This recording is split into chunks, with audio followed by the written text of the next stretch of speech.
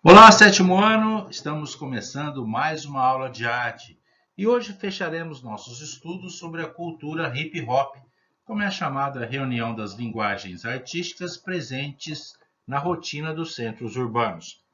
Falamos na aula anterior sobre a música dos DJs, do rap e hoje destacaremos o grafite. O grafite, que são as pinturas dos muros, das paredes e de outros espaços urbanos. Esse é o componente visual da arte de rua da cultura hip hop. O grafite ganhou força nos anos 1970 por apresentar um viés artístico nas manifestações de rua. Mas você sabia que fazer desenhos e escrituras em locais públicos, geralmente sem autorização, ou seja, de forma ilícita, é uma prática comum desde a antiguidade? Isso acontecia no Egito, na Grécia e na cidade de Roma, tanto que a palavra grafite deriva do italiano grafito, que são desenhos ou escrituras feitos com uma ponta dura sobre pedra e outras superfícies. Pois bem, na era moderna, o grafite, como conhecemos, deve muito ao trabalho do artista norte-americano Keith Haring, que nasceu em 1958 e morreu em 1990. Ele é conhecido por tornar o grafite popular e até mesmo por fazer com que essa prática tenha sido reconhecida como linguagem artística. Keith Haring ajudou a cultura de rua a entrar inclusive para o circuito oficial das galerias de arte e dos museus.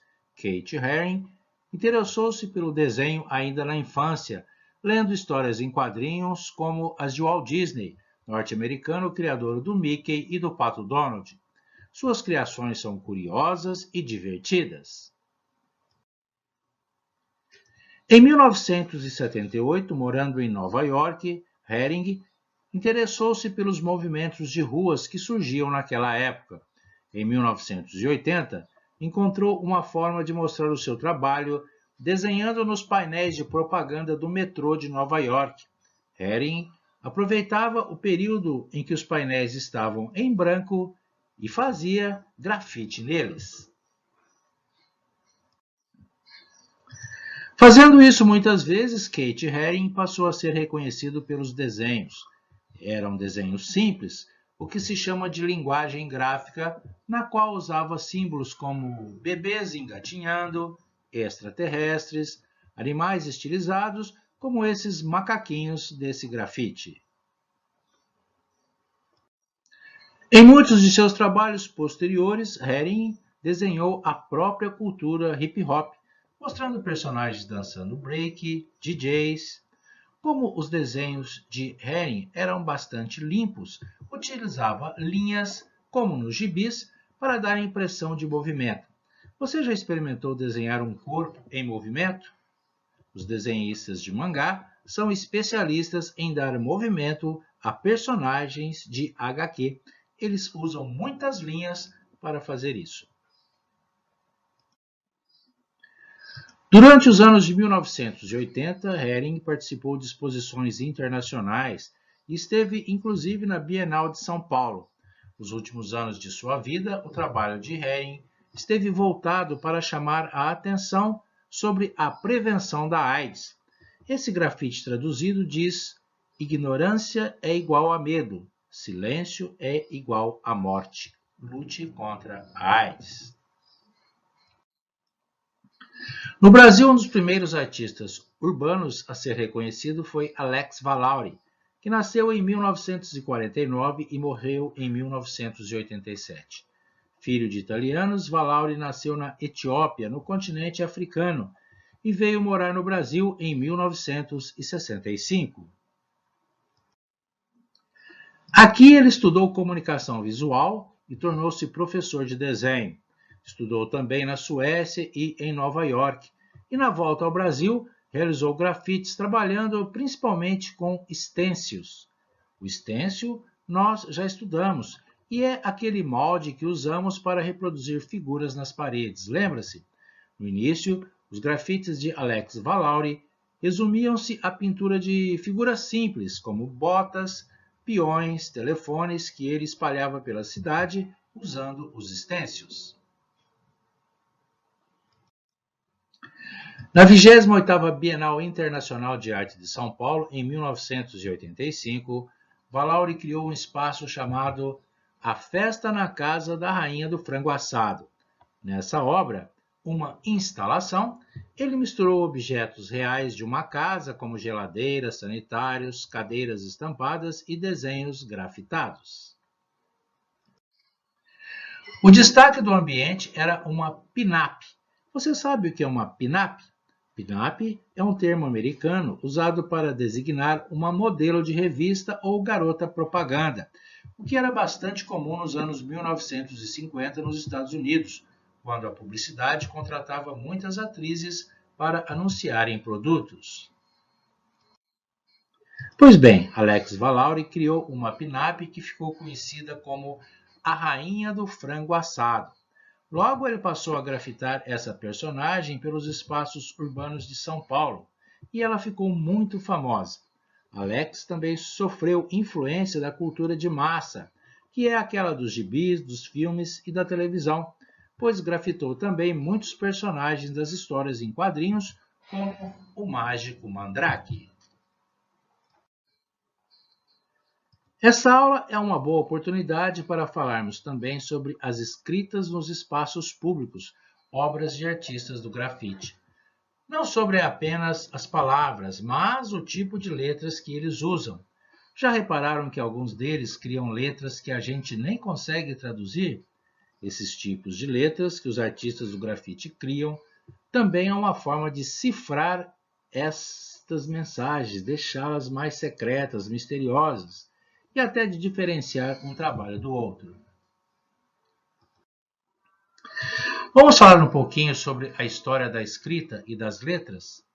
A invenção da escrita foi muito importante para preservar o conhecimento, as experiências e os pensamentos dos seres humanos em diferentes fases da humanidade. Os sumérios, que viveram na região da Mesopotâmia, desenvolveram o primeiro sistema de escrita há cerca de 5.000 anos. Eles escreviam sobre tabuletas de barro mole, usando uma cunha, uma espécie de lâmina com ponta triangular, usada para fazer os sulcos no barro. A combinação desses sulcos formavam símbolos que podiam ser compreendidos depois como numa leitura. Essa escrita foi chamada de cuneiforme. Já os egípcios criaram uma escrita para ser gravada na pedra. Como essa técnica era muito trabalhosa, escreviam também sobre o papiro, um tipo de papel feito com a prensagem de tronco de árvore. As mensagens egípcias escritas são chamadas de hieróglifos, uma série de desenhos e símbolos dispostos numa sequência lógica. O nosso alfabeto, o latino, que usa consoantes e vogais, é o mais usado no mundo inteiro. Ele é baseado no alfabeto fenício, que deu origem também aos alfabetos grego e o cirílico. O cirílico é como o alfabeto russo, por exemplo. No entanto, existem outras escritas, como a arábica e a hebraica. Em países do Oriente, como China, as escritas são pictográficas, ou seja, os símbolos são desenhos ou ideogramas que representam objetos ou seres, que, quando associados, criam significados. Durante muitos anos, os textos foram escritos e copiados à mão. A grande mudança ocorreu no século XV, quando o alemão Gutenberg inventou a prensa com tipos de letras móveis. Nesse sistema, as palavras eram montadas usando os blocos com a letra em relevo. Depois de montadas, as letras, em sua superfície, recebiam tinta e eram prensadas, como uma folha de papel, funcionando como uma espécie de carimbo.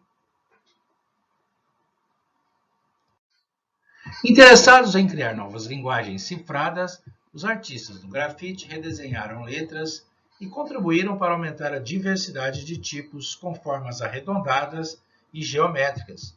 Lembrando que o trabalho do artista do grafite é manual, usando a tinta spray, mas pode utilizar também os stencils, que são moldes de desenhos já realizados. Com o surgimento do computador, as pessoas passaram a compor os seus textos com mais facilidade, escolhendo as fontes que pode usar. Há inclusive no Google alfabetos com letras semelhantes às usadas pelos artistas do grafite. Basta pesquisar. Pois bem, na atividade de hoje nós vamos nos exercitar nas letras típicas do grafite. Depois vamos criar uma escrita no caderno como se fosse um grafite para pintar em um muro. Com as letras que você inventar, você poderá escrever o seu nome, uma palavra ou uma frase. Observe que o alfabeto original é uma das características do artista urbano. Devem ser letras diferentes, coloridas e criativas. As letras podem ter algum elemento do que você pretende escrever. Por exemplo, se você vai escrever mar para peixe, pode desenhar letras como se fossem gotas d'água e cores que lembram água, mar e rio. Mas isso é apenas um exemplo. Use a sua criatividade para inventar novos tipos de letra para o seu alfabeto, imaginando como ficariam em um espaço público. Pode pesquisar letras para grafite na internet, que você terá inúmeras sugestões. Depois de finalizar o trabalho em seu caderno, poste para apreciação do professor. Espero que tenha gostado da aula de hoje. Obrigado pela atenção e até a próxima aula.